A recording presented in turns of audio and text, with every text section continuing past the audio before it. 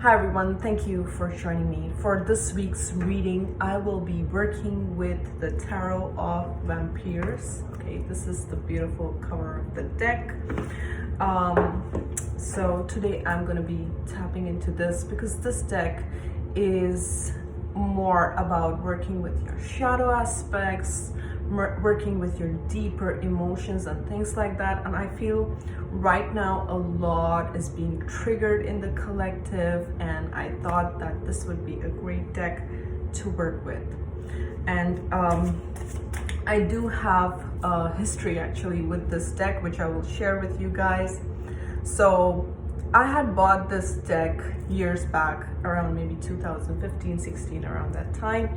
And I remember I was, relatively new to this particular deck, and I had shared this deck with a friend, and at that time she totally told me not to work with it because of the imagery and all the, it's around vampires themes and things like that. And because I was very impressionable at that time, and I wanted to whatever other people's opinions were, I would just take them personally and follow through. So I literally threw this deck. This is the second deck that I bought for myself, because I realized first of all, this deck comes with, this is the guidebook, guys. Okay, this is the guidebook. It's so thick and it's filled with a lot of deep symbolism, especially if you are into Carl Jung's shadow work, doing kind of this. I'm talking about the psychologist Carl Jung, for those who are familiar with him.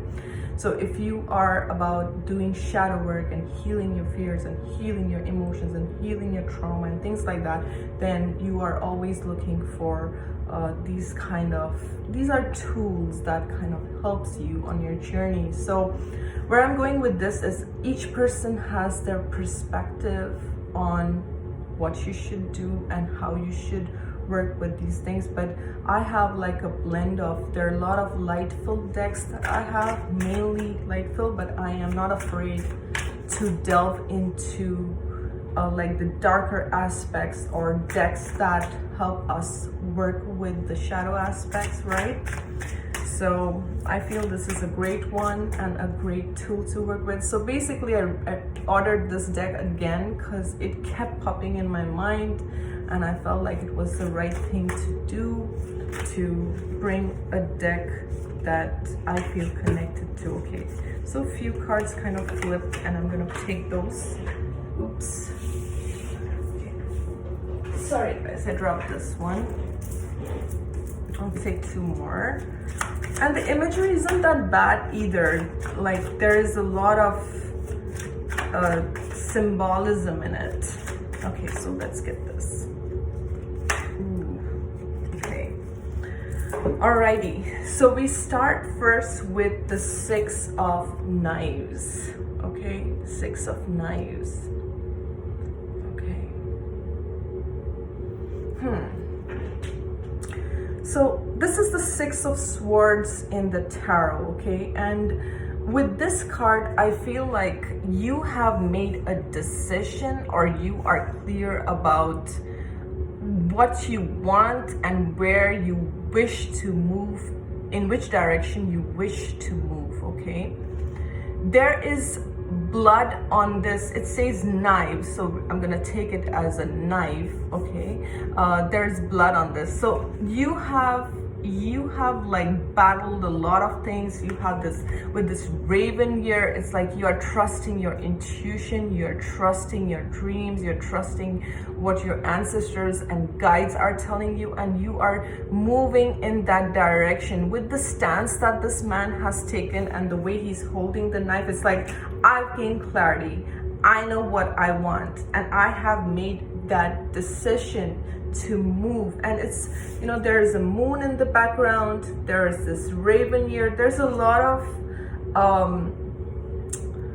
how should I say, it's like you're tapping into your intuition, you're tapping into your inner guidance, okay? You're trusting your inner guidance over everything else, okay? Like I trust myself, I trust the direction that I'm going, I trust my intuition. A lot of things may be hidden for you right now as you're making the moves forward, but nevertheless, you know, the way this card is coming across to me, it's like I've learned a lot through my intuition. I mean, I've learned through my life experiences, and I'm gonna trust my intuition, and I'm going to go in a direction that feels right to me, okay? You're receiving a lot of signs, symbols from the universe as well. Next card we have is the Fortune. This is the Wheel of Fortune. Look at all the roses here, beautiful. Okay, so for me, these roses are like the chakra colors, okay?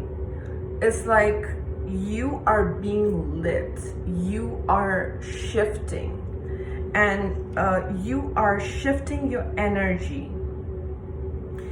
Either you've been working on yourself, or you're receiving this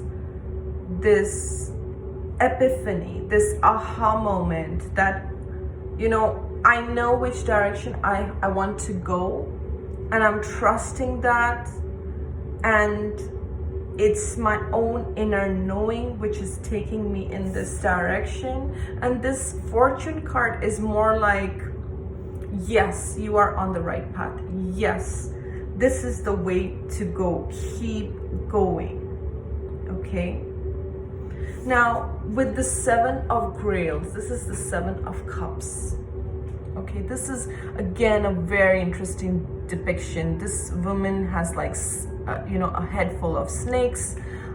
She's also holding on to a snake, and you know, there's this this grail of blood here, and which she's also emptying out from the other hand. So very Medusa-like feel is what I'm getting with this.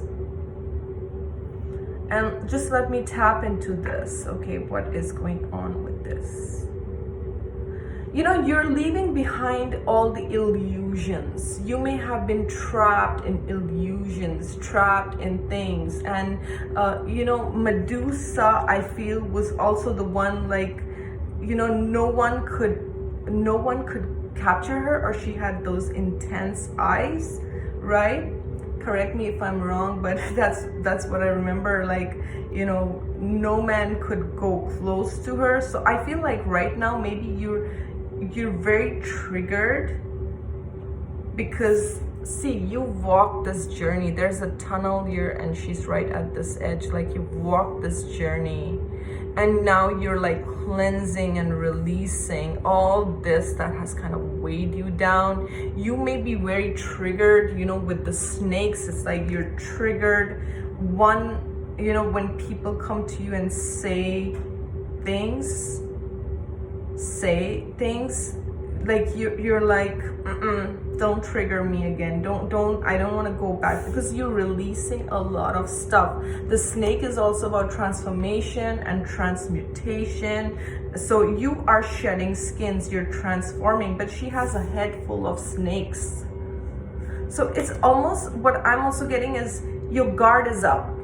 Your guard is up, and you're like, I've been through so much. I've walked this dark tunnel, and these snakes on her head is like your wisdom, and you had to shed skin so many times, but you are defensive. It's like, you know, when you get your heart broken, you have your walls up, and you feel like every other relationship is just gonna break your heart, but you need time. It's not like you need time to kind of heal yourself. You need time to detach. You need time to understand what caused the pain, what was your role in it, what you could have done differently, and how are you gonna be moving on from this. So it's like you're taking out this time to heal yourself, to release, also gaining wisdom from everything that you have experienced. Now, however we take this card, we do have the Wheel of Fortune here. So you are you are moving in a positive direction for sure, for sure. That's what I'm getting with this, okay? Now, the next card is the Ace of Knives. Clarity, truth, okay? Clarity, truth, answers. You've got it all, and you're cutting away, you know, you're cutting away everything that doesn't serve you. We had the knives here, right, with the Six of Knives here, and then we have the Ace of Knives here. It's like, I am going to cut away whatever it is that doesn't serve me. I feel like with this card, you are really in self-reflection as to where was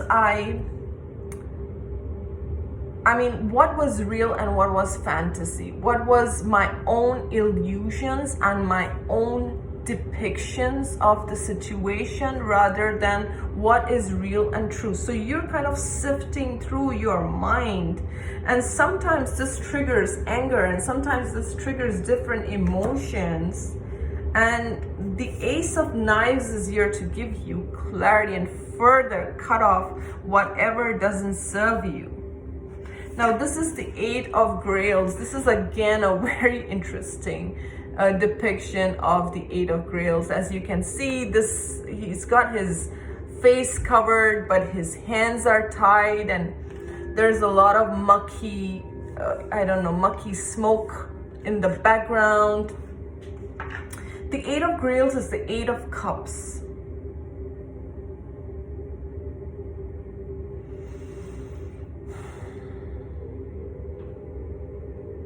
Certain situations for you have become unbreathable. It's like he's got his mask on, he's got his hands tied, and it's not the best background. It's like, I can't be in this situation, or I can't be in this state anymore. It's unbreathable, it's unlivable, and there is like a demonic creature in the background. So it's like, whatever is being offered to me by others, it's not coming from a place of value. It's not coming from what I want, okay? I don't want to be here, but I feel tied here. It's like I'm tied to this situation. Like, for some of you, you're in a situation where you don't want to be, but you could be dependent on the other person, or you are dependent on the situation. It's not what you want, because you're shutting yourself. You see how this man is cloaked, he's got his mask on, he's got chains on. It's like, I don't want to be here. That's the feeling that I'm getting, but I have no choice. And I wish to break free with this Ace of Knives. Okay, so yeah, bottom of the deck, Two of Knives. Two of Knives. I'm gonna show you guys this card properly. Two of Knives. This again is a vampire. He's got his blindfold. He's crying tears of blood. He's got two swords crossing his heart. So this is like, I need to make a decision.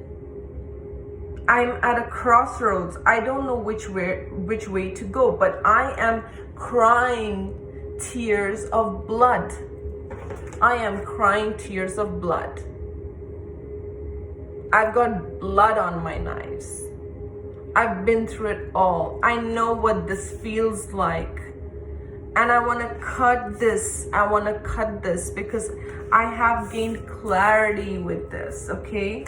So I feel like you got all the elements, but yet, why is this blocked? I want to pull two more cards. Now, I'm very curious now, guys. What is this? Please give me one more.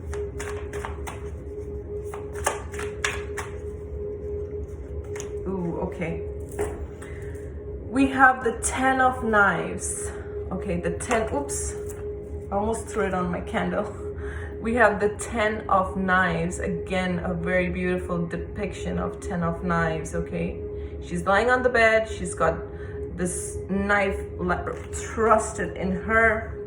And it's almost like she's shocked, she's dumbfounded, she doesn't know what to do. And then we have the Lovers. These two came as clarification. So for some, this is related to a relationship or a love situation, okay? It's like you feel this is, with the Ten of Knives, is the Ten of Swords, this is a dead end. I've been through so much, I feel defeated, I feel betrayed, I feel beaten down. I don't see no hope. And then with the Lovers, there's a decision, there's a choice that you need to make. And I feel this choice is about you finding your happiness, about you finding your fulfillment.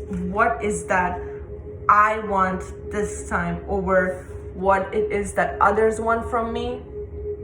Or, you know, how is it that others want me to be or behave?